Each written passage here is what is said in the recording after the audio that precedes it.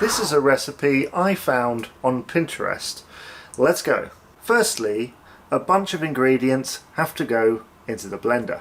To begin with, we'll put in some oat milk, some sunflower oil, next some Violife Cheddarton. We'll just go into there. Bit messy. The recipe calls for tapioca flour. I've only got arrowroot here, so hopefully it does a similar job. Lastly, the bulk of the ingredients, an egg. The last thing to go in here, salt. With all the stuff in here, this kind of looks like a very elaborate protein shake. It isn't. It's time to blend up the ingredients. Now to blend it.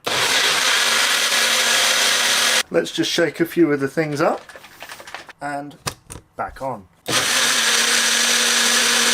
Let's now open up the mixture, which is kind of looking like some kind of milkshake.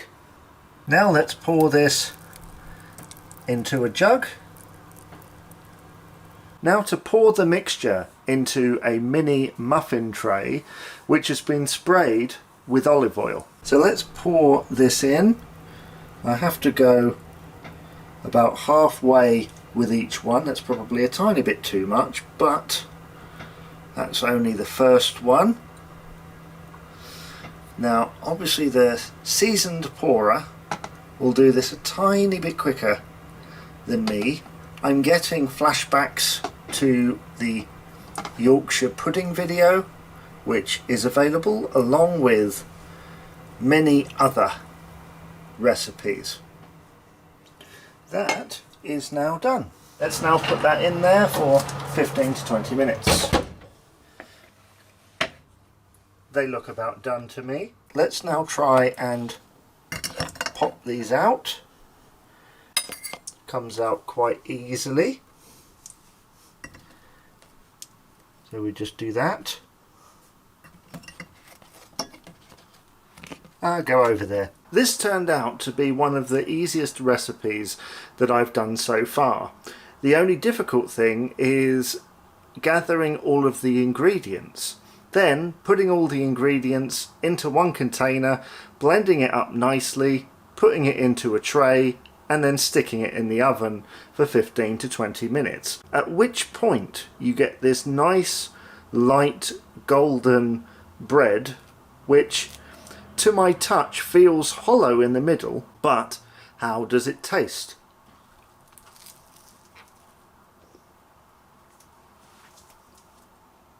That is really pleasant.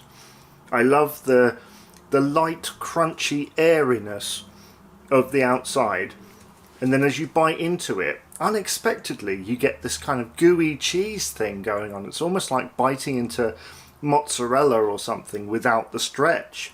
I could imagine that being an accompaniment to many things. Maybe you could dip something with them, or even just as like a light snack. But yeah, nice and gooey in the middle, but not too gooey.